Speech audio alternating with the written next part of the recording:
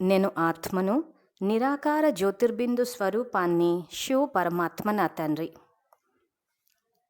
So నేను ఆత్మను, నిరాకార జ్యోతిర్బిందు స్వరూపాన్ని అన్న సంకల్పం చేసినప్పుడు జ్యోతిర్బిందు స్వరూపాన్ని దర్శించాలి, విజువలైజ్ చేయాలి. ఆ తర్వాత శివ పరమాత్మ నా తండ్రి అని చెప్పి సంకల్పం ద్వారా బాబాకి కనెక్ట్ అవ్వాలి. బాబాకి కనెక్ట్ అయినప్పుడు బాబాలో ఉన్న శక్తి గుణాలన్నీ స్వతహాగా ఆత్మ గ్రహిస్తుంది. ఆ తర్వాత ఆత్మలో ఉన్న పాపం కూడా వినాశనం అవుతుంది. ఈ రకంగా బాబా స్థితి, మన స్థితి ఎప్పుడూ సమానంగా ఉండాలి. ఆ తర్వాత బ్రాహ్మణుల నుంచి నెక్స్ట్ స్టేజ్ ఏదైతే ఉందో ఫరిష్తా స్థితి, ఆ స్థితిలో ఉదయం లేవగానే బాబా సేవ చేయాలి అంటారు.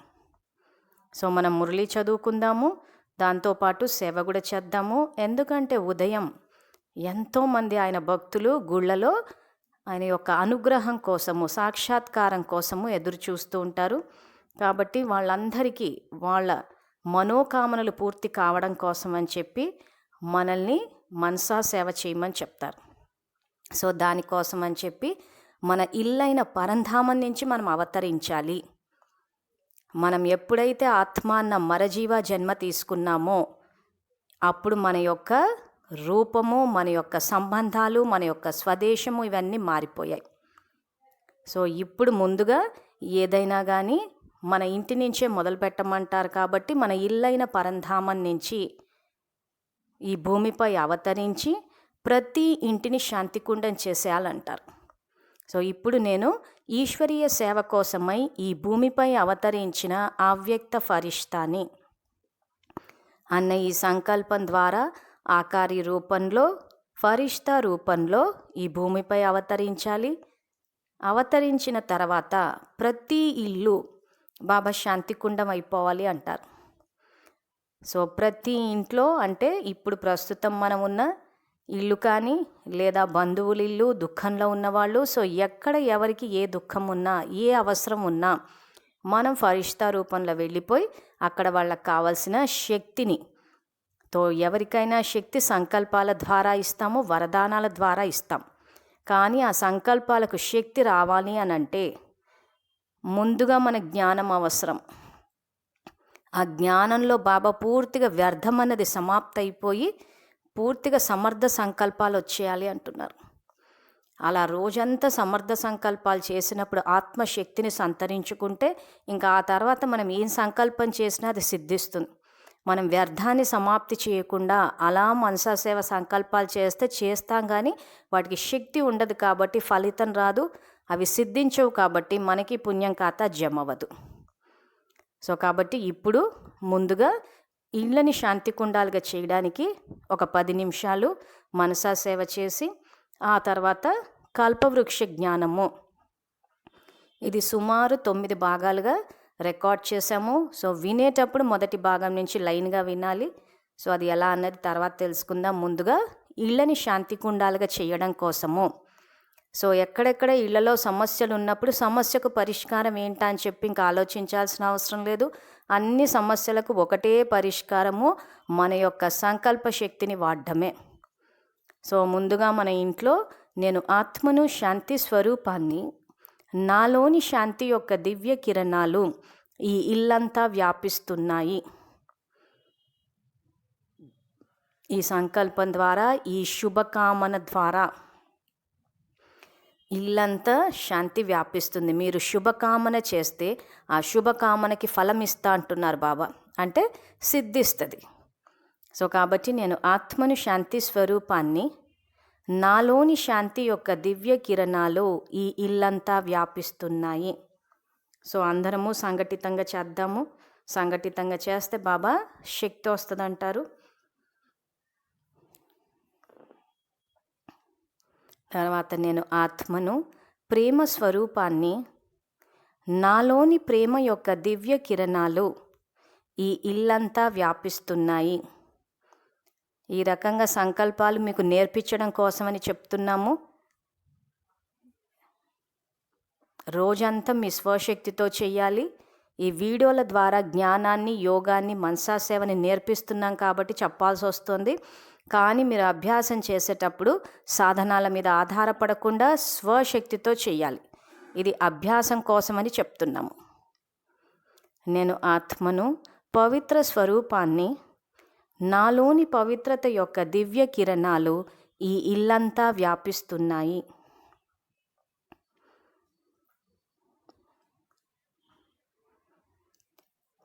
నేను ఆత్మను, జ్ఞాన స్వరూపాన్ని, నాలోని జ్ఞానం యొక్క దివ్య కిరణాలు ఈ ఇల్లంతా వ్యాపిస్తున్నాయి. సో ఎట్టి పరిస్థితుల్లో కూడా సంకల్పాన్ని కదపొద్దు. మీకు ఏ శబ్దాలు వినిపించినా, కళ్ళకు ఎవరు కనిపించినా కానీ సంకల్పాన్ని స్థిరంగా పెట్టాలి, సంకల్పాన్ని కదపొద్దు. నేను ఆత్మను, సుఖ స్వరూపాన్ని, నాలోని సుఖం యొక్క దివ్య కిరణాలు ఈ ఇల్లంతా వ్యాపిస్తున్నాయి. కుటుంబ సభ్యులతోటి సమస్యలు ఉన్న వాళ్ళు కూడా ఇంటి యొక్క వాయుమండలాన్ని మార్చండి. అప్పుడు ఆ ఇంటి వాయుమండలంలో ఉన్న కుటుంబ సభ్యులు ఈ శాంతిని, ప్రేమని అనుభవం చేసినప్పుడు స్వతహాగానే, సహజంగానే సమస్యలు పరిష్కారం అయిపోతాయి. ఒక్కొక్క సమస్యకు ఒక్కొక్క పరిష్కారం అంటూ ఉండదు. ప్రతిదానికి ఒకటే పరిష్కారము, ఆత్మాన్న స్థితి. నేను ఆత్మను, ఆనంద స్వరూపాన్ని, నాలోని ఆనందం యొక్క దివ్య కిరణాలు ఈ ఇల్లంతా వ్యాపిస్తున్నాయి.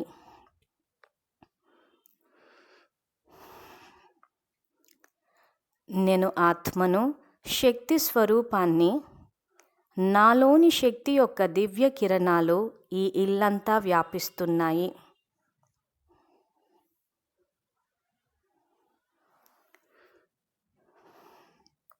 నేను ఆత్మను, సంతుష్ట స్వరూపాన్ని, నాలోని సంతుష్టత యొక్క దివ్య కిరణాలు ఈ ఇల్లంతా వ్యాపిస్తున్నాయి.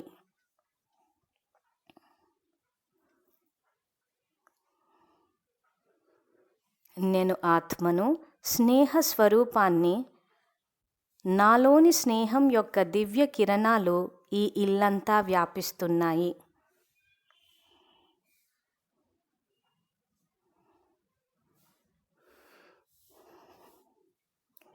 నేను ఆత్మను, బేహద్ వైరాగిని, నాలోని వైరాగ్యం యొక్క దివ్య కిరణాలు ఈ ఇల్లంతా వ్యాపిస్తున్నాయి.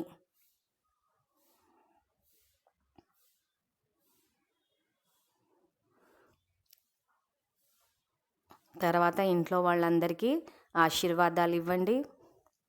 సదా ఆరోగ్య భవ, సదా సంపన్న భవ, సదా సంతోష భవ.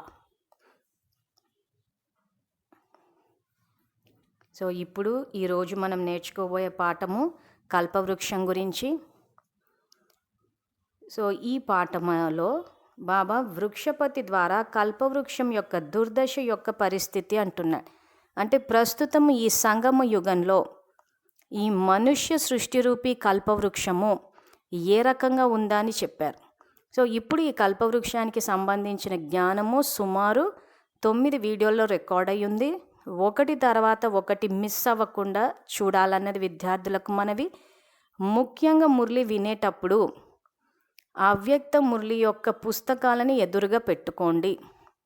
ఎందుకంటే ఈ జ్ఞానం సాకార మురళిలో లేదు కాబట్టి నేను చెప్పేటప్పుడు మళ్ళీ మంజులక్క ఏదో చెప్పింది అనుకోకుండా ఇక్కడ ఈ జ్ఞానం అన్నది బాబా చెప్పింది ప్రాక్టికల్ లైఫ్లోకి తేవాలంటే కూడా మనకి కల్పవృక్ష జ్ఞానం అన్నది చాలా అవసరం. ఇది గనక అర్థమైతే అసలు మనం చెయ్యాల్సింది ఏంటి అన్న విషయంలో చాలా స్పష్టత వస్తుంది.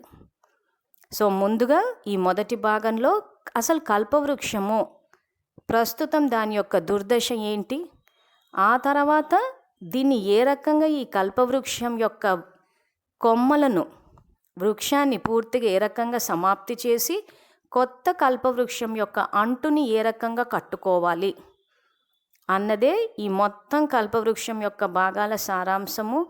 సో ఇది ఏ రకంగా ప్రాక్టికల్కి తేవాలి. మామూలుగా అయితే మనకు మురళిలో డ్రామా జ్ఞానం అని వస్తూ ఉంటుంది. సో ఆ డ్రామా జ్ఞానంలో కూడా ఇది తయారవుతున్న డ్రామా అని వస్తుంది. తయారైపోయిందంటే ఆల్రెడీ అయిపోయింది, ఇక్కడ జరిగిపోయింది. అంటే కల్పవృక్షం అన్నది జడజడీభూతం అయిపోయింది అంటున్నాడు. అన్న తర్వాత ఏమంటున్నారు, తయారవుతున్న డ్రామా అంటున్నాడు. అంటే కొత్త కల్పవృక్షానికి ఇప్పుడు అంటు వేసుకోవాలి, అంటే పాత వృక్షాన్ని సమాప్తి చేసి కొత్త కల్పవృక్షానికి ఇప్పుడు అంటు వేసుకోవాలన్నదే ఈ మురళిలో చెప్పారు. సో ఇప్పుడు ఈ కల్పవృక్షం అన్నది ప్రస్తుత పరిస్థితి ఏంటి, మనం చేయాల్సిన కర్తవ్యం ఏంటి అన్నది ఈ మురళిలో చెప్తున్నారు. సో మురళి వినేటప్పుడు ఆత్మిక స్థితిలో ఉండాలి, మన స్థితి బాబా స్థితి సమానంగా ఉండాలి. సో దానికి మనం చేయవలసిన సంకల్పము, నేను అవతరించిన శ్రేష్ఠ బ్రాహ్మణాత్మను. ఈ అవతరించిన అన్న పదాన్ని ఎందుకు వాడమంటున్నారంటే బాబా, మనం మరజీవ జన్మ తీసుకున్నామన్న విషయం గుర్తుండడానికి. ఈ విషయం గనక గుర్తుండకపోతే దేహము, దేహ సంబంధీకులు వీటన్నిటి పట్ల మోహం వచ్చేసి మన స్థితి కిందికి వచ్చేస్తుంది. సో మరజీవ జన్మ తీసుకున్నప్పుడు ఇక్కడ మనం ఆత్మలము, అవతరిత జన్మ అన్న విషయం గుర్తున్నప్పుడు, స్థూలమైన విషయాల నుంచి పైకి డిటాచ్ అయినప్పుడు అప్పుడు మన స్థితి బాబా స్థితి సమానంగా ఉంటుంది. ఆ స్థితి సమానంగా ఉన్నప్పుడు బాబా చెప్పే జ్ఞానం మనకు అర్థమవుతుంది, ప్రాక్టికల్ లైఫ్లోకి తేవడం సహజం అనిపిస్తుంది. విశ్వ పరివర్తన అన్న కర్తవ్యాన్ని కూడా బాబా సమానంగా చేయగలుగుతాం. సో అందుకే నేను అవతరించిన శ్రేష్ఠ బ్రాహ్మణాత్మని. చదువుకునేటప్పుడు అవతరించిన శ్రేష్ఠ బ్రాహ్మణాత్మలము, సేవలు చేసేటప్పుడు నేను అవతరించిన ఫరిష్తాని. సో ఇలా సంకల్పాలు చేసినప్పుడు మన స్థితి ఈ దేహం అన్న స్థితి నుంచి పైకుంటుంది. ఆ తర్వాత నేను ఆత్మను, శాంతి స్వరూపాన్ని, శివ పరమాత్మ నా తండ్రి.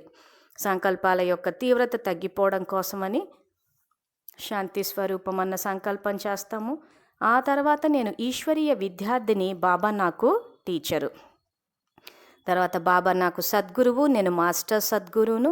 బాబా నాకు జీవిత భాగస్వామి, నేను బాబాకి జీవిత భాగస్వామిని. ఈ సంబంధాలు జోడించిన తర్వాత ఇంకా బాబా ఏది చెప్తే అదే మనం విని అదే ప్రాక్టికల్కి తేవాలి. నేను ఈశ్వరీయ విద్యార్థిని, బాబా నాకు టీచరు అన్న తర్వాత ఇంకా బాబా చెప్పిందే వినాలి. ఆ తర్వాత మన్మతాలు, పరమతాల వైపు వెళ్ళకూడదు. సో ఇప్పుడు ఈ మురళిలో బాబా ఏం చెప్తున్నారో తెలుసుకుందాము. ఇది 19th అక్టోబర్ 1975, 1975 అక్టోబర్ నెల 19వ తారీఖు మురళి. ఈ మురళిలో మనుష్య సృష్టిరూపి వృక్షానికి బీజరూపుడు, కొత్త కల్పవృక్షం యొక్క రచయిత పరమపిత శివ పరమాత్మ వృక్షం యొక్క విహార సమాచారం అంతా వివరిస్తూ అన్నారు. ఈరోజు వృక్షపతి మరియు ఆదిదేవ్ ఇద్దరు తమ వృక్షం యొక్క రూపురేఖలను చూడడానికి వెళ్ళారు. ఆదిదేవ్ అనగా సాకార మనుష్య సృష్టి యొక్క రచయిత తండ్రి ప్రజాపిత బ్రహ్మం వృక్షం యొక్క నలువైపులా చూసినప్పుడు ఏమి చూశారు? వృక్షపతి అంటే ఇక్కడ శివబాబా, ఆ తర్వాత ఆదిదేవ్ అంటే బ్రహ్మబాబా.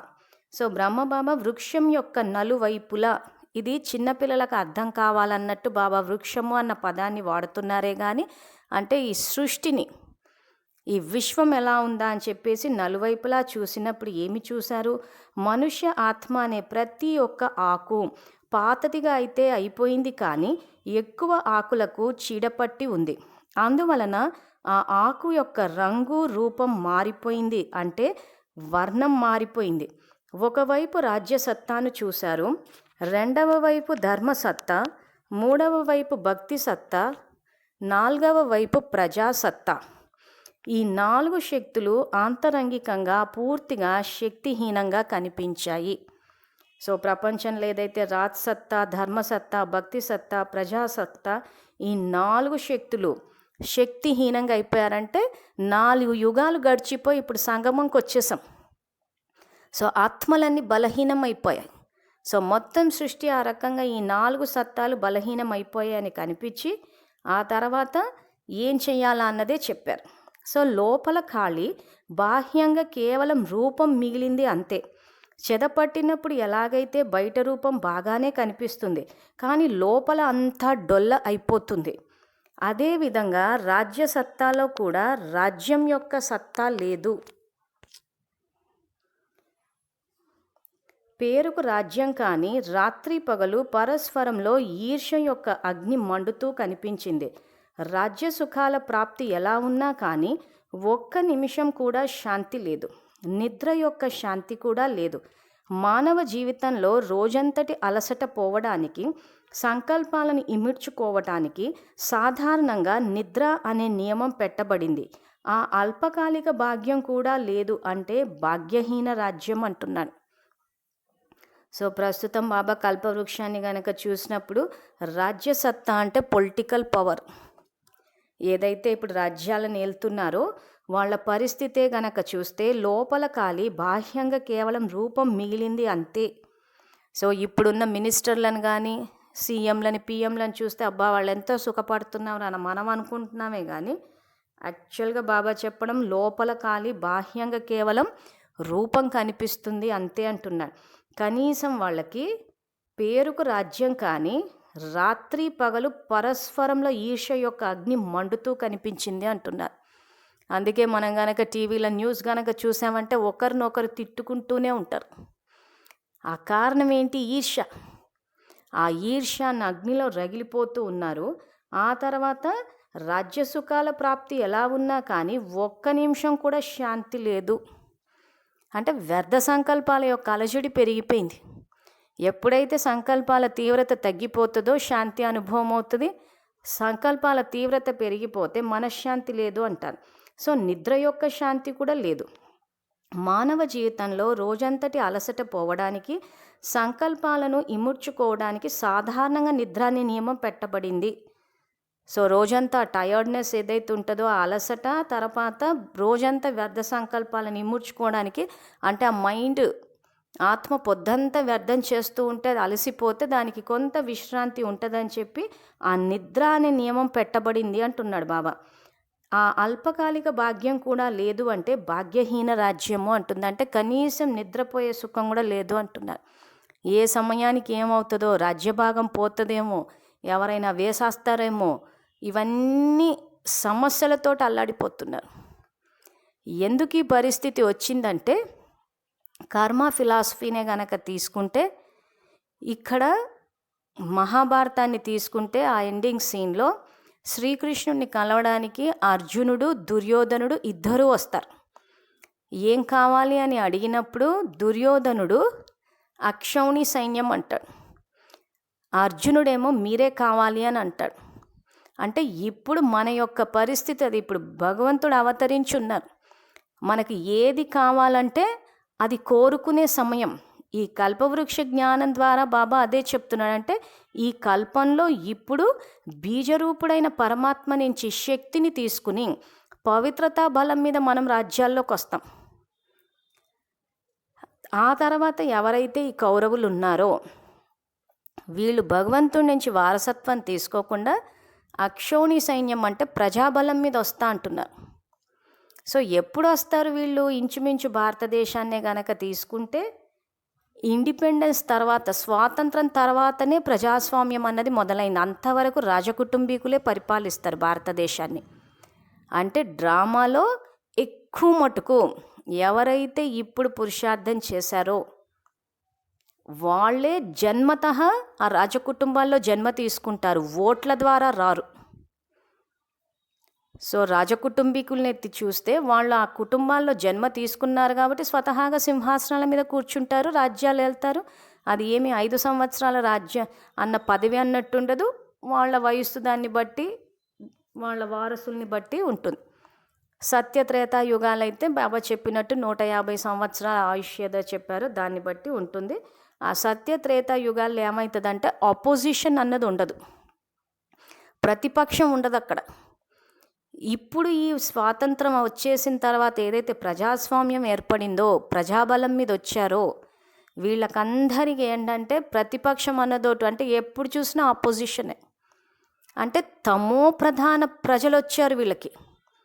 ఒక రాజ్యాన్ని వేలేటప్పుడు కూడా రాజుకి సతో ప్రధాన ప్రజలు ఉన్నారా, తమో ప్రధాన ప్రజలు ఉన్నారా అన్నది కూడా చూసుకోవాలి. అందుకే బాబా ప్రజల్ని కూడా మీరే సంపాదించుకోవాలి అంటాడు. సత్యత్రేతాయుగాల్లో వచ్చే రాజులకి ఏంటంటే సతో ప్రధాన ప్రజలు ఉంటారు. దాని ద్వారా ప్రజల ద్వారా వాళ్ళకి ఏ సమస్య ఉండదు. కానీ ఇక్కడ ప్రజాబలం మీద వస్తామని ఎవరైతే అంటున్నారో ఈ కౌరవులు, దుర్యోధనుడు, వీళ్ళు ఏంటంటే బాబా నుంచి వారసత్వం తీసుకోలేదు. అంటే వారసత్వంగా ఏం తీసుకుంటాం ఇక్కడ? ఖజానాలు తీసుకుంటాం. జ్ఞానము, శక్తులు ఇవన్నీ ఏవైతే బాబా విశ్వరాజ్యాధికారము, ఈ వారసత్వాన్ని తండ్రి నుంచి తీసుకోరు, ప్రజల మీద వస్తాము అంటున్నారు. సో తండ్రి నుంచి వారసత్వం తీసుకోకపోవడం వల్ల ఉన్న నష్టం ఇది. సో వీళ్ళు రావడం ఎప్పుడు వస్తున్నారు? ఎండింగ్లో వస్తున్నారు. అందరూ ఆయన పిల్లలే కాబట్టి ఆ డ్రామాని రచించేటప్పుడు ఆ రకంగా రచించాడు. సో ఎండింగ్లో వచ్చారు వీళ్ళంతా. అదే మొదటి నుంచే సత్యుగం నుంచి వస్తే ఈ పాటికి ప్రపంచం అల్లకల్లోలం అయిపోయేది. ఇప్పటికే బ్రతికే పరిస్థితులు లేవు, ఇంకా అప్పటికైతే అసలుకే ఉండేవి కాదు. సో వీళ్ళు ఏంటంటే తమో ప్రధాన ప్రజలు, తమో ప్రధాన ప్రకృతి. సో ఎవరైతే ఈ పాండవులు వారసత్వం తీసుకున్నారో వీళ్ళకు సతో ప్రధాన ప్రజలు, సతో ప్రధాన ప్రకృతి, ఇది ప్రాప్తులు. సో అందుకే సంగమ యుగంలో పురుషార్థం చేయమంటున్నాడు. చెయ్యకపోతే ప్రాప్తులు పోగొట్టుకుంటారు అంటాడు. సో ఏ ప్రాప్తులు పోగొట్టుకుంటున్నాము? బాబా ఇచ్చే ఈ శాంతి, సంతోషం అన్న ఈ ఖజానాలు పోగొట్టుకుంటున్నాము.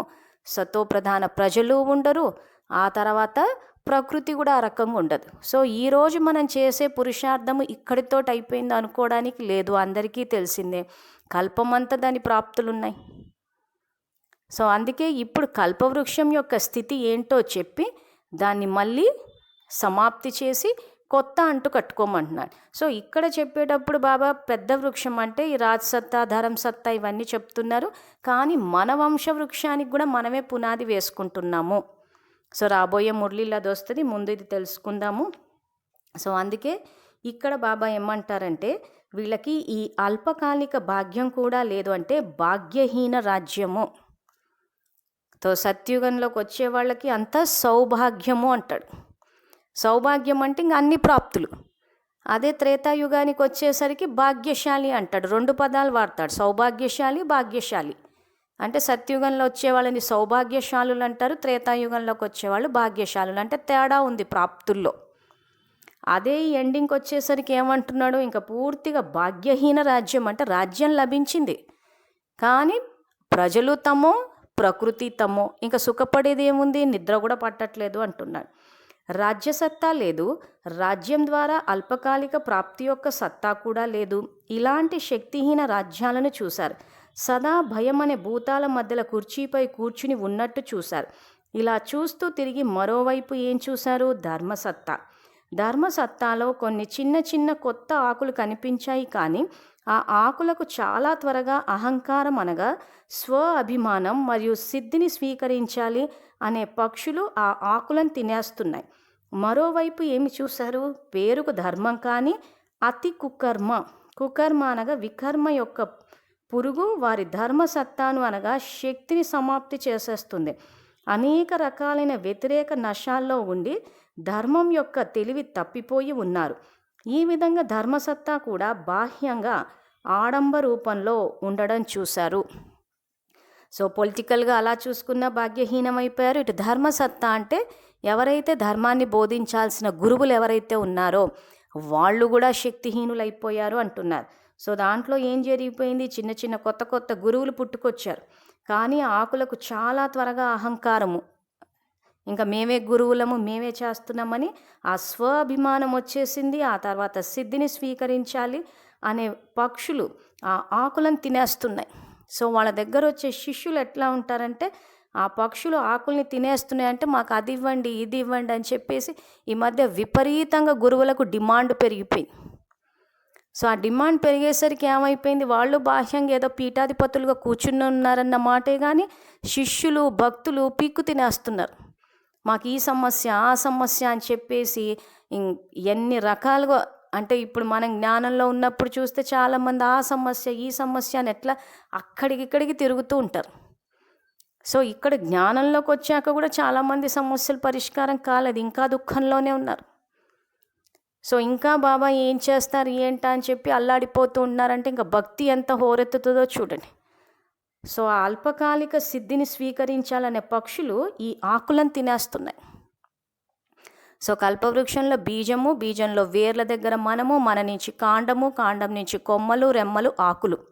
సో ఇప్పుడు కొత్తగా గురువులు పుట్టుకొచ్చారు. ఆ పుట్టుకొచ్చినప్పుడు మరియు సిద్ధిని స్వీకరించాలనే పక్షులు అంటే ప్రతిదీ కోరిక తీరిపోవాలంటారు. అలాంటి పక్షులు ఈ ఆకుల్ని తినేస్తున్నాయి. మరోవైపు ఏం చూశారు? పేరుకు ధర్మం కానీ అతి కుకర్మ. కుకర్మ అనగా వికర్మ యొక్క పురుగు వారి ధర్మసత్తాను అనగా శక్తిని సమాప్తి చేసేస్తుంది. సో వికర్మ అంటే వికారాలకు వశమై చేస్తున్న కర్మల వల్ల ఏమైపోతుందంటే శక్తి సమాప్తి అయిపోతుందంటే ఇక్కడ పూర్తిగా గురువులన్న మాటే కానీ చేసేవన్నీ వికర్మలకు వశమయ్యే కర్మలు కాబట్టి శక్తి సమాప్తి చేసేస్తుంది. ధర్మసత్తా అనగా శక్తిని సమాప్తి చేసేస్తుంది.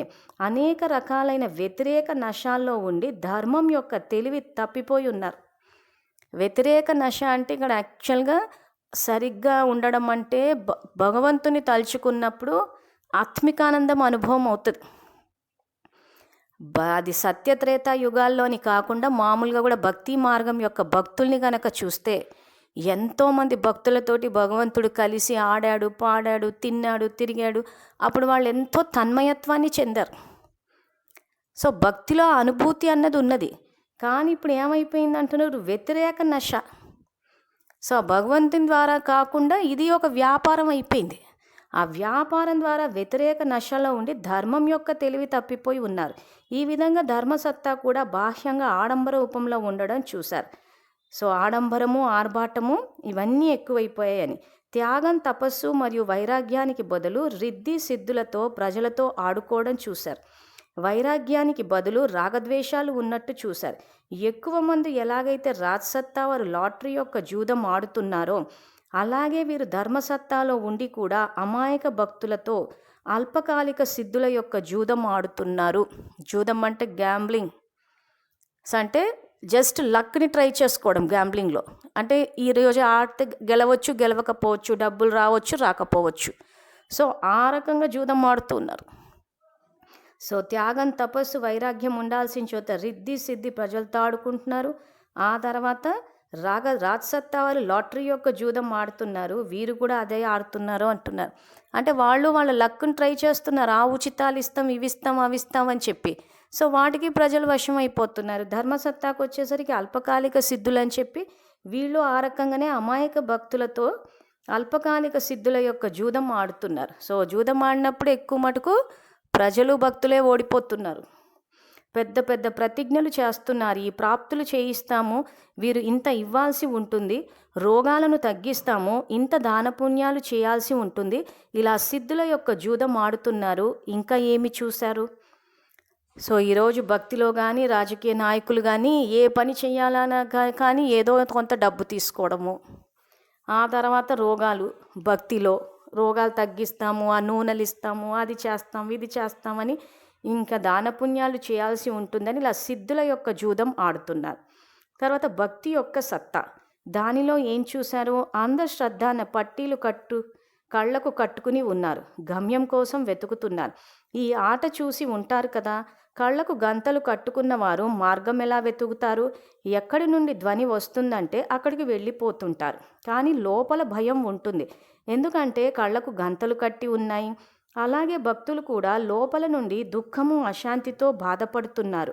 ఎటువైపు నుండైనా ఫలానా ఆత్మ చాలా త్వరగా ప్రాప్తి చేయిస్తుంది అని ఎవరైనా అంటే ఆ ధ్వని విని వారి వెంట అంధశ్రద్ధతో పరుగులు పెడుతున్నారు. ఏ గమ్యం కనిపించటం లేదు అంటున్నాడు. సో భక్తి మార్గానికి వచ్చేసరికి అంధశ్రద్ధ. ఆ గుడికి పోతే పని అవుతుంది, ఇక్కడ ఈ దేవుడు పవర్ఫుల్, అక్కడికి పోతే అనుకునేవి జరుగుతాయి అని ఈ రకంగా ఏమైపోయిందంటే ఎక్కడ పడితే అక్కడిగా కళ్ళకు గంతలు కట్టుకుని మరీ మార్గం వెతుకుతున్నారు అంటున్నారు. సో కళ్ళకు గంతలు కట్టి ఉన్నాయి. సో ఆ లోపల దుఃఖం ఉంది, అశాంతి ఉంది. ఎక్కడ ఏ ఫలానా ఆత్మ ద్వారా ప్రాప్తి అని తెలిసినా కానీ ఆ ధ్వని విని వారి వెంట అంధశ్రద్ధతో అంటే ఎక్కడ తెలిసినా కానీ కొంత ధ్వని అంటే వినిపించినా కానీ ఇంక అటువైపు పరుగులు పెడుతున్నారు అంటున్నాడు. కానీ ఏ గమ్యమో కనిపించటం లేదు అంటున్నారు. రెండవ వైపు బొమ్మలాటలో ఎంత నిమగ్నమై ఉన్నారంటే ఎవరైనా ఇంటి యొక్క సరైన మార్గం పరంధామానికి చెబుతున్నా కానీ ఎవరూ వినటానికి తయారుగా లేరు. భక్తి సత్తా అనగా అతి స్నేహం యొక్క సత్తా. కానీ స్నేహ సత్తా స్వార్థంలోకి మారిపోయింది. స్వార్థం యొక్క మాటలు ప్రసిద్ధంగా కనిపిస్తున్నాయి. స్వార్థంతో బికారిగా కనిపించారు. శాంతి ఇవ్వండి, సుఖాన్ని ఇవ్వండి, సంబంధీకుల ఆయుష్ పెంచండి, ధనాన్ని వృద్ధి చేయండి, ఇది ఇవ్వండి, అది ఇవ్వండి, ఇలా భిక్షం అడిగే బికారులుగా ఉన్నారు. ఈ విధంగా భక్తులను బికారి రూపంలో చూశారు. ఇంకా ముందుకు వెళ్ళండి అంటున్నాను. సో ఇప్పుడు ఈ పరిస్థితి చూస్తే జ్ఞానంలో కూడా ఉంది. అందుకే చాలా చోట్ల బాబా జ్ఞాని భక్తులు అంటూ ఉంటాడు. ఇప్పటికి సమస్యలు వస్తే బాబాకి చెప్పేశాము, బాబా చూసుకుంటారు, బాబా శాంతి ఇవ్వండి, సుఖాన్ని ఇవ్వండి, సంబంధీకుల ఆయుష్ పెంచండి, ధనాన్ని వృద్ధి చేయండి, ఇది చేయండి, అది చేయండి అని బికారులుగా ఇప్పారంటే కల్పవృక్షం అంటే ఈ చెప్పేది ఎవరి గురించో చెప్తున్నాడని అనుకోవద్దు, బాబా మన గురించే చెప్తున్నాడు. సో ఈరోజు ఆ రకమైన పరిస్థితులు వచ్చేసాయి. సో ఆ తర్వాత ఇంకేం చూశారంటే ప్రజాసత్తా, ప్రజల్లో ఏం చూశారు? అందరూ చింత అనే చితిపై కూర్చుని ఉన్నారు. విపరీతమైన అలజడులు. ఒకప్పుడు మాట్లాడేటప్పుడు అందరూ టెన్షన్ గురించి మాట్లాడేవారు, టెన్షన్ అనిపిస్తుందని. ఆ తర్వాత స్ట్రెస్ అన్నారు. ఇప్పుడు ఆ స్ట్రెస్ కూడా దాటి డిప్రెషన్ అంటున్నారు. అంటే టెన్షను, స్ట్రెస్, డిప్రెషన్ ఇలా దాటుతూ వెళ్ళిపోయింది. టెన్షన్ అంటే ఆలోచనల మీద అటెన్షన్ పోయింది, వ్యర్థం ఎక్కువైపోయింది. సో ఆ స్టేజ్లో ఉండేవాళ్ళం. ఇప్పుడు ఆ తర్వాత స్ట్రెస్ అంటే అనుకునేదానికి జరుగుతునేదానికి చాలా తేడా వచ్చింది. అంటే మన ఎక్స్పెక్టేషన్కి రియాలిటీకి తేడా వచ్చేయడం వల్ల స్ట్రెస్ వచ్చేస్తుంది. అంటే ఆ రిలాక్స్డ్గా ఉండాల్సిన మైండ్ స్ట్రెస్ అయిపోతుంది, అంటే కుచించుకుపోయినట్టు అయిపోతుంది. నరాలు బిగుసుకుపోతే అలా హెవీ అయిపోవడం ఇవన్నీ మనం వింటూ ఉంటాం. అదంటే స్ట్రెస్డ్ స్టేజ్ అనమాట. ఇంకా అది కూడా దాటిపోయి డిప్రెషన్ అంటే సంతోషపడాల్సిన సందర్భాల్లో కూడా సంతోషం లేకుండా పోతుంది, పూర్తిగా ఆందోళన అన్నట్టు అయిపోతుంది. ఇంకా సంతోషాన్ని పడాల్సిన పరిస్థితుల్లో కూడా సంతోషాన్ని అనుభవం చేయటం లేదంటే ఇంకా అది పూర్తిగా డిప్రెషన్ స్టేజ్. అది ఒక్కోసారి ఎక్కడి వరకు వెళ్ళిపోతుందంటే ఇంకా డిప్రెషన్లో డాక్టర్లు చెప్పేది లాస్ట్ స్టేజ్ ఏంటంటే ఇంకా ఆత్మహత్యలు, అంటే ఇంకా జీవితమే వద్దు మాకు, ఆ స్టేజ్కి వచ్చేస్తున్నారు. సో అది ఇప్పుడు బాబా ఏం చూశారు ప్రజల్లో అంటే అందరూ చింతాన్ని చితిపై కూర్చుని ఉన్నారు. తింటున్నారు, నడుస్తున్నారు, ఇతర పనులు చేస్తున్నారు, కానీ సదా భయంతో కూడిన సంకల్పం ఉంటుంది.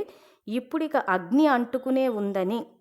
సో ఎప్పుడు చూసినా భయం, ఏ టైంకి ఏమవుతుందో. ఇంక ఇప్పుడు అగ్ని అంటుకునే ఉందంటే ఏ టైంకి ఏం కాలిపోతుందో. కాలిపోవడం అంటే స్థూలం కాదు, భయం అన్నమాట. ఆ భయం అన్నది మనసును కాల్చేస్తుంది. సో ఇప్పుడు ఇక అగ్ని అంటుకునే ఉందని సంకల్పాల్లో, స్వప్నంలో ఇదే కనిపిస్తుంది. ఇప్పుడు ఇక పట్టుబడిపోయామని ఒక్కోసారి రాజ్యసత్తా ద్వారా, ఒక్కోసారి ప్రకృతి ఆపదల ద్వారా, ఒక్కోసారి దొంగల ద్వారా ఇలా సంకల్పాల్లో స్వప్నాలను చూస్తూ ఉన్నారు. ఇలా చింత అనే చితిపై కూర్చుని అలజడిగా, దుఃఖీగా మరియు అశాంతిగా ఉన్నారు. తమను రక్షించుకునే మార్గం ఏదీ కనిపించటం లేదు.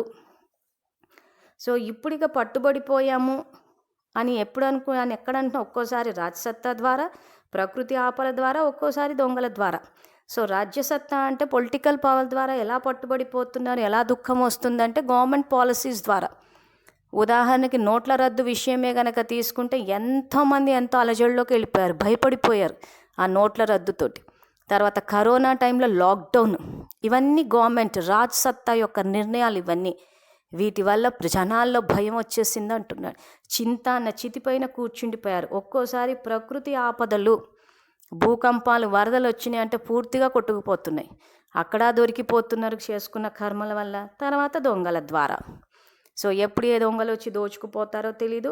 ఇలా చింత అనే చితిపై కూర్చుని అలజడిగా, దుఃఖీగా మరియు అశాంతిగా ఉన్నారు. తమని రక్షించుకునే మార్గం ఏదీ కనిపించటం లేదు. ఎక్కడికి వెళితే అక్కడే అగ్ని, ఎక్కడికి వెళితే అక్కడే నీరు. ఇలా నలువైపులా టెన్షన్ మధ్యలో భయపడుతూ కనిపించారు. ఇది ఈనాటి విహారం యొక్క సమాచారం. సో బాబ్దాదాకి నలువైపులా చూస్తే ఈ రాజ్సత్తా, ధర్మసత్తా, భక్తి సత్తా, ప్రజాసత్తా ఇవన్నీ జడజడీభూతం అయిపోయినాయి, బలహీనం అయిపోయాయి. సో ఇలా కనిపించిన దానికి ఇప్పుడు మన కర్తవ్యం ఏంటో మనకి తెలియజేస్తున్నారు ఈ వాక్యాల్లో. సో ఇక్కడ ఇలా విహరించి తిరిగి వచ్చిన తర్వాత కొత్త వృక్షం యొక్క అంటు చూశారు. ఆ అంటులో ఎవరున్నారు? మీరందరూ మిమ్మల్ని మీరు కొత్త వృక్షానికి అంటుగా భావిస్తున్నారా? ఎప్పుడైతే ప్రాతవృక్షానికి చీడ పట్టేస్తుందో, జడజడీభూతం అయిపోతుందో, అప్పుడు కొత్త వృక్షానికి ఆధారమూర్తులైన మీ ద్వారా అంటు కట్టబడుతుంది. బ్రాహ్మణులే కొత్త వృక్షం యొక్క పునాది. మీరు పునాది ఎంత శక్తిశాలి అయిన వాళ్ళు నిమిత్తం అయ్యారో చూసారా. ఇలా నలువైపులా చూసి బ్రహ్మబాబాకు సంకల్పం వచ్చింది. ఇప్పుడిప్పుడే పిల్లల యొక్క తపస్వి రూపం ద్వారా, యోగాగ్ని ద్వారా ఈ పాత వృక్షాన్ని భస్మం చేయాలి అని. సో ఇప్పుడు ఎవరైతే పుస్తకాలు ఎదురుగా పెట్టుకుని వింటున్నారో ఒక్కసారి లైన్స్ అండర్లైన్ చేసుకోండి. ఇలా విహరించి తిరిగి వచ్చిన తర్వాత కొత్త వృక్షం యొక్క అంటు చూశారు, అంటులో ఎవరున్నారు, మీరు మిమ్మల్ని కొత్త అంటుగా భావిస్తున్నారా అన్న దగ్గర నుంచి బ్రాహ్మణులే కొత్త వృక్షం యొక్క పునాది, మీరు పునాది, ఇక్కడ వరకు అండర్లైన్ చేయండి. ఈ పాయింట్ అర్థమైతే ఆ తర్వాత నెక్స్ట్ బాబా మనకి ఏదేదైతే గైడెన్స్ ఇస్తూ పోయారో అది చేస్తూ పోవచ్చు. డ్రామా జ్ఞానం కూడా అర్థమవుతుంది. సో డ్రామా తయారవ్వబడుతుంది అంటే దాని అర్థం ఏంటి? ఇక్కడ వచ్చే కల్పానికి ఇక్కడ మనం అంటు కడుతున్నాం, వచ్చే కల్పానికి ఇక్కడ ఆత్మలో రికార్డింగ్ నడుస్తుంది. సో ఇవన్నీ ఇంకా రాబోయే భాగాల్లో తెలుసుకుందాము. సో మెయిన్ బేస్ మాత్రం ఇది.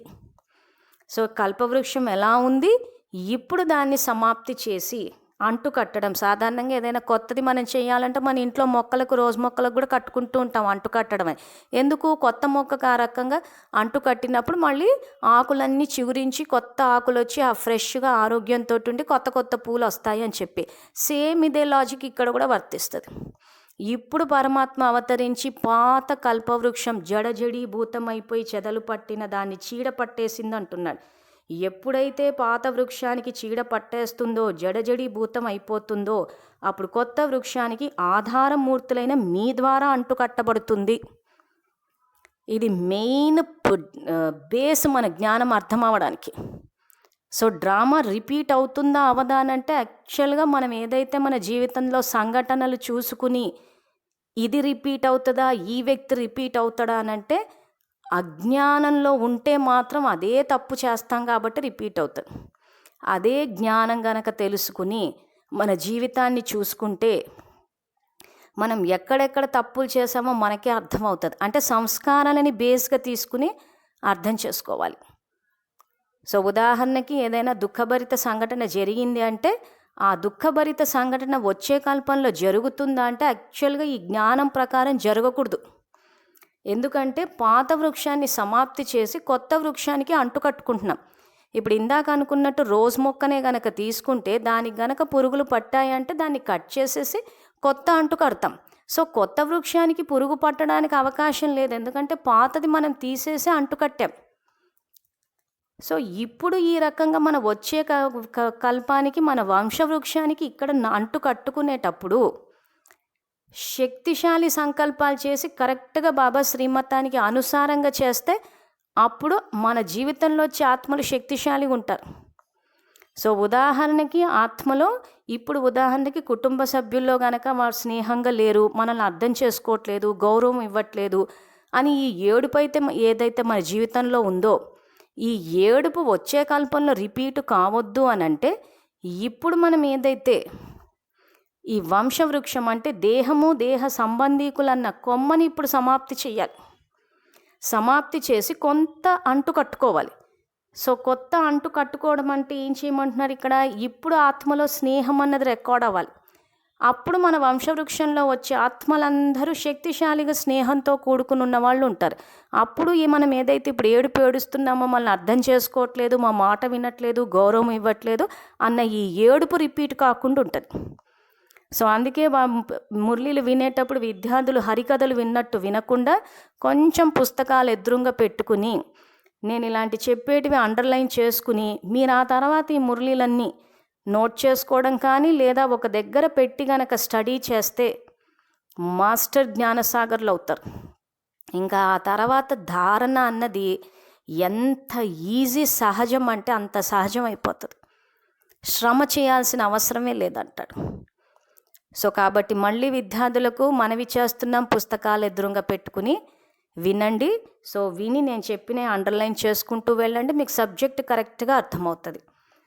సో ఇప్పుడు వీటిని అండర్లైన్ చేసిన తర్వాత ఇక్కడ బ్రహ్మబాబా అంటాడు, పిల్లల యొక్క తపస్వి రూపం ద్వారా, యోగాగ్ని ద్వారా ఈ పాత వృక్షాన్ని భస్మం చేసేయాలి అని అనిపించిందంట. తర్వాత ఇంతలో తపస్వి రూపంలో బ్రాహ్మణులు లేదా ఆత్మిక సైన్యం ప్రత్యక్షమయ్యారు. అందరూ తపస్వి రూపంలో తమ తమ శక్తిని అనుసరించి యోగాగ్నిని ప్రజ్వలితం చేస్తూ కనిపించారు. సంఘటన రూపంలో యోగాగ్ని యొక్క ప్రభావం తప్పకుండా మంచిగా ఉంటుంది, కానీ విశ్వ వినాశనార్థం విశాల రూపం యొక్క యోగం లేదు. శక్తి ఉంది కానీ పూర్తి శక్తి లేదు. అనగా బ్రాహ్మణాత్మలందరిలో నంబర్ వారీగా శక్తి అనుసరించి సంపూర్ణ స్థితిని ఏదైతే ప్రాప్తింప చేసుకోవాలో దానిలో పూర్తిగా లేరు, అనగా సంపన్నంగా లేరు. అందువలన పూర్తి శక్తి లేదు. ఒక్క దెబ్బతో వినాశనం అయిపోవాలి లేదా పాత వృక్షం భస్మం అయిపోవాలి. కనుక ఇప్పుడు ఏం చేస్తారు? సో ఇప్పుడు ఈ వాక్యాలని ప్రాక్టికల్కి లైఫ్లోకి తేవాలంటే ఇక్కడ బాబా అయితే బ్రహ్మబాబా సంకల్పాలను సాకారంలోకి తీసుకురండి, బాబాకి స్నేహి అయి ఈ విశాల కార్యంలో సహయోగి అవ్వండి, కానీ ఎప్పుడో కాదు ఇప్పటి నుండే స్వయాన్ని సంపన్నంగా తయారు చేసుకోండి, అర్థమైందా అంటున్నారు. సో ఇప్పుడు ఈ వాక్యాలని ప్రాక్టికల్ లైఫ్లోకి తేవాలి అనంటే మన యొక్క స్వధర్మం ఏదైతే ఉందో, ఆత్మ యొక్క స్వధర్మం, దానిలో గనక స్థితమైపోతే ఆ తర్వాత అన్ని సహజంగా జరుగుతాయి అంటారు. సో దీనికి సంబంధించి రేపటి మురళిలో అంటే 1 డిసెంబర్ 1989 అంటే స్వమానం ద్వారానే సన్మానం అన్న దాంట్లో బాబా చాలా సింపుల్గా ఎక్స్ప్లెయిన్ చేశారు. సో అది రేపు కనుక విన్నప్పుడు ఈ వాక్యాలను ఎట్లా ప్రాక్టికల్కి తేవాలి అంటే, కల్పవృక్షాన్ని ఏ రకంగా సమాప్తి చేయాలంటే చీడపట్టిన జడజడీభూతమైన ఈ కల్పవృక్షాన్ని అంటే మళ్ళీ ఎక్కడో మీరు సృష్టి అని చెప్పి పెద్ద ఇమేజ్కి వెళ్ళిపోద్దు. అంటే సృష్టి పరివర్తన కూడా మనమే చేయాలి. అంటే ఈ రాజసత్తా, ధరం సత్తా, భక్తి సత్తా, ప్రజాసత్తానంతా పరివర్తన చేయాల్సింది మనమే. సో అది పరివర్తన అవ్వాలంటే ముందు మనం స్వపరివర్తన అవ్వాలి. ఆ తర్వాత మన సొంత వంశవృక్షం కనుక చూసుకుంటే, ఏ విద్యార్థులైతే మా కుటుంబ సభ్యుల్ని మార్చడానికి సంకల్పాలు కావాలని అడుగుతున్నారో వాళ్ళందరూ తెలుసుకోవాల్సింది ఒకటే విషయం, ముందు మారాల్సింది మనమే. కల్పవృక్షంలో బాబా నుంచి శక్తి తీసుకుని బాబా చెప్పినట్టు మన ఆలోచన విధానం ఈరోజు చీడ పట్టిపోయి జడజడిభూతం అయిపోయిందంటే చైతన్యంగా లేదు మన ఆలోచన విధానం. ఎప్పుడు చూడు భయము, ఎప్పుడు చూసినా అవతల వాళ్ళది తప్పు, అవతల వాళ్ళదే సమస్య. సో అందరూ నాకు ఫోన్ చేసి ఒకటే ప్రశ్న అడుగుతారు, ఫలానా వ్యక్తిని మార్చాలంటే ఏం సంకల్పాలు చెయ్యాలి? అసలు ఈ ప్రశ్న అడుగుతున్నాము అని అంటే అక్కడ ఆత్మాన్న స్థితి స్వపరివర్తన జరగలేదు. ముఖ్యంగా కుటుంబంలో మార్పు రావాలి, కుటుంబ వ్యవస్థలు అంటే ఇక్కడ మనము స్వపరివర్తన అవ్వాలి. దేహమన్న స్థితి నుంచి ఆత్మాన్న స్థితిలోకి రావాలి. అది వచ్చినప్పుడు స్వతహాగా జరుగుతుంది. ఆ విధి ఏంటా అన్నది రేపటి మురళిలో తెలుసుకుందాము. స్వమానాలు ఏవైతే సంవత్సరాల తరబడి అభ్యాసం చేశామో దానివల్ల ఏంటి లాభము ఎలా అని చెప్పేసి ఆ మురళిలో చెప్పారు. సో ఇక్కడ బ్రహ్మబాబా, శివబాబా ఎందుకు కొత్తగా అంటుకట్టి పాత వృక్షాన్ని ఎందుకు భస్మం చేయలేకపోయారు అని అంటే మన సంకల్పాల్లో పూర్తి శక్తి లేదు అంటున్నాడు. తో ఏదైతే సంపూర్ణ స్థితి ప్రాప్తింప చేసుకోవాలో దానిలో పూర్తిగా లేరు అనగా సంపన్నంగా లేరు అంటున్నారు. అందువలన పూర్తి శక్తి లేదు అంటే మొత్తం వృక్షం అంటే మొత్తం కల్పవృక్షం భస్మం అవ్వాలి. సో ఇంకొక విషయంలో మళ్ళీ విద్యార్థులకు స్పష్టత ఇస్తున్నాము. చాలామంది యోగం అని చెప్పేసి కల్పవృక్షానికి శక్తి ఇస్తూ ఉంటారు. మనం శక్తి ఇవ్వాల్సింది విశ్వంలోని ఆత్మలకు, ప్రకృతికి. చెట్టును ఊహించుకుని చెట్టుకి ఇవ్వడం కాదు. అయితే విద్యార్థులు గ్లోబు కన్నా ఇస్తున్నారు, చెట్టు కన్నా ఇస్తున్నారు. అవి గ్లోబు, ఆ చెట్టు అన్నది పిల్లలకు అర్థం కావాలని చెప్పి బాబా ఉపయోగించిన ఉదాహరణలు. ఒక చెట్టుకి ఏ రకంగా అయితే వేర్ల నుంచి కాండం నుంచి కొమ్మలకు వెళ్తుందని, మీ నుంచి విశ్వంలోని ఆత్మలకు సంకల్పాలు వెళ్తున్నాయి, శక్తులు వెళ్తున్నాయి అని చెప్పడం కోసం బాబా చెట్టును చూపించాడు. భక్తి మార్గంలో కల్పవృక్షం కింద నిల్చుని ఏది కోరుకుంటే అది జరుగుతుందని చెప్పారంటే నిజంగా చెట్టు కాదు, భక్తిలో అది స్థూలంగా చూపించారు చెట్టుని. మనుష్య సృష్టి రూపీ వృక్షం అంటే ఈ సంగమ యుగంలో ఇప్పుడు పరమాత్మ నుంచి మనం ఏది కోరుకుంటే అది వస్తుంది. అందుకే పాఠం స్టార్టింగ్లో దుర్యోధనుడు, అర్జుని ఉదాహరణ ఇచ్చారు. ఎవరు ఏది కోరుకుంటే అది ఇస్తాడు బాబా. కానీ కోరుకునేటప్పుడు బాబాని కోరుకోవాలి, ఆయన నుంచి వారసత్వం తీసుకుంటే కల్పమంతా సుఖంగా ఉంటాం. ప్రజాబలం మీద వస్తాము అని గనక కోరుకుంటే ఈ ఎండింగ్లో వస్తాం. సో అదంతా క్లాస్ స్టార్టింగ్లో వివరించేశాం కాబట్టి, సో ఇప్పుడు బాబా ఈ విశాల కార్యంలో సహయోగి అవ్వండి, కానీ ఎప్పుడో కాదు, ఇప్పుడు నుండే స్వయాన్ని సంపన్నంగా తయారు చేసుకోండి. సో ఇప్పుడు బాబాకి విశాల కార్యంలో ఏ కార్యంలో సహయోగం అవ్వమంటున్నాడు? పాత వృక్షాన్ని భస్మం చేసేయడంలో. సో పాత వృక్షాన్ని భస్మం చేయాలి, ఆ తర్వాత కొత్త వృక్షానికి అంటు కట్టాలి అంటున్నాడు. సో ఆ రకంగా అంటు కడితే మళ్ళీ కొత్త ఆకులు చిగురించి మళ్ళీ కొత్తగా కొమ్మలు రెమ్మలు మళ్ళీ మొత్తం వృక్షము నిగనిగలాడిపోతూ ఉంటుంది. సో ఈ మురళి తర్వాత రేపటిది కూడా వింటే స్వమానంలో ఉండి ఏ రకంగా సహజంగా చేయాలని చెప్పారు. సో అలా ఒక్కొక్కటి తెలుసుకుంటే మనకు ధారణ అన్నది చాలా సహజమైపోతుంది. సో ఈ విధంగా సంకల్పాన్ని సాకారం చేసేవారికి, స్నేహానికి బదులుగా సహయోగాన్ని ఇచ్చేవారికి, సదా దయాహృదయులకు విశ్వ కళ్యాణకారి స్థితిలో స్థితులయ్యే వారికి, అచంచలంగా మరియు స్థిరంగా ఉండేవారికి, సదా శుభచింతనలో ఉండేవారికి, శుభచింతకులైన పిల్లలకు బాబ్దాదా యొక్క ప్రియస్మృతులు మరియు నమస్తే.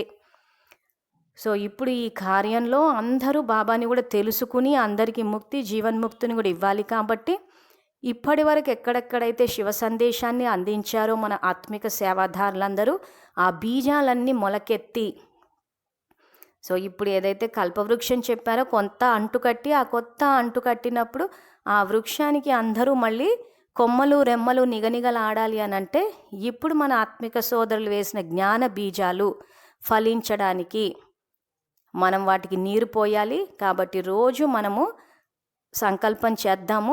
సో దానికి మనం చేయవలసిన సంకల్పము, శివ సందేశం తెలుసుకున్న ఆత్మిక సోదరులందరూ శివ పరమాత్మను తండ్రిగా అంగీకరించారు, శివ పరమాత్మతో సర్వ సంబంధాలు జోడించారు.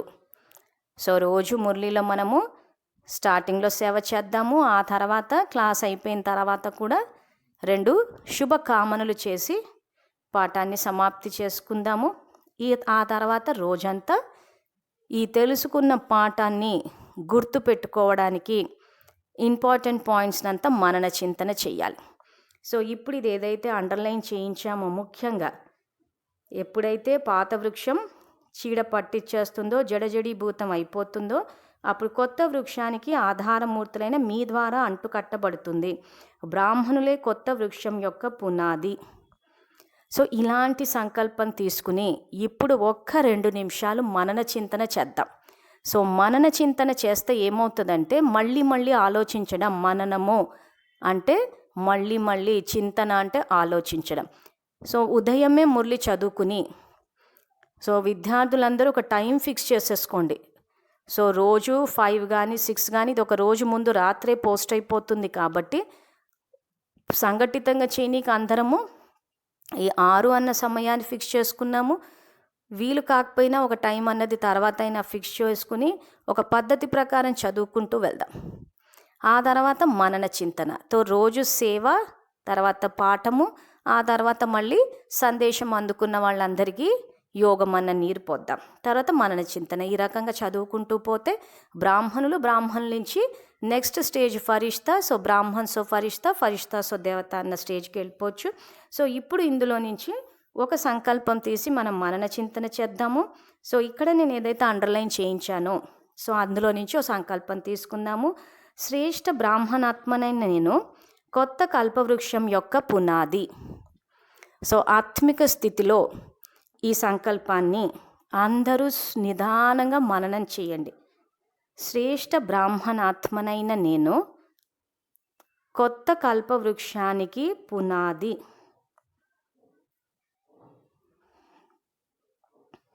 ఇది 264 పేజ్లో కింద నుంచి 9వ లైన్, ఇందాక అండర్లైన్ చేసిన వాక్యాలు ఇవన్నీ. శ్రేష్ఠ బ్రాహ్మణాత్మనైన నేను కొత్త కల్పవృక్షానికి పునాది. సో ఈరోజు ఒక సంకల్పమే మనం అభ్యాసం చేస్తున్నాము. రోజు కొన్ని ఆ రకంగా అభ్యాసం చేస్తే మురళి చదివిన తర్వాత నెక్స్ట్ స్టెప్ అన్నది మనన చింతన. సో వీలైనంత మటుకు విద్యార్థులందరూ మురళి ఉదయమే చదివేసేయండి. ఒకవేళ ఇంట్లో పిల్లలు స్కూల్కి వెళ్తారు, కాలేజ్కి వెళ్తారు, ఆఫీస్కి ఇవన్నీ ఉంటే ఉదయం 4 గంటలకు గనక లేస్తే అప్పుడు లేచి కూడా కాసేపు యోగం మనసా సేవ చేసి ఆ సమయంలోనే ఈ మురళి చదివేసుకోండి. ఎందుకంటే సంకల్పాలు పొద్దున గనక మననం చేస్తే ఇప్పుడు ఈ సంకల్పమే ఉంది, శ్రేష్ఠ బ్రాహ్మణాత్మనైన కొత్త కల్పవృక్షం యొక్క పునాదిని నేను అన్నప్పుడు మీకు రోజంతా అది గుర్తొస్తుంది. అది గుర్తొచ్చినప్పుడు మీకు ఏం తెలుస్తుందంటే పునాదైన మన నుంచే సంకల్పాలు వెళుతున్నాయి కాబట్టి ఆలోచనల మీద అటెన్షన్ పెట్టి మనం ప్రవర్తిస్తాం. తర్వాత మనం అవతరించిన శ్రేష్ఠ బ్రాహ్మణాత్మ ఫరిష్తా అన్నప్పుడు ఈ ప్రపంచం నుంచి డిటాచ్ ఉంటుంది. సో ఉదయం లేచిన దగ్గర నుంచి యోగము, మురళి పాఠాలు వీలైనంత మటుకు పొద్దునే చదివేసుకోండి. సో యోగం అంటే పాటలు వేసుకోవడమే కాదు, ఉదయం లేచి జ్ఞానం మనన చింతన, ఆ తర్వాత మనసా సేవ, తర్వాత బాబాతోటి సేవ యొక్క ప్లాన్స్ ఇవన్నీ చేయొచ్చు అని చెప్పాడు అమృతవేళ. సో కాబట్టి ఆ టైంలోనే చదివేసుకుని సంకల్పాలు మననం చేస్తే ప్రాక్టికల్ లైఫ్ అన్నది చాలా సహజమైపోతుంది. శ్రమ తక్కువ, ఫలితం ఎక్కువ.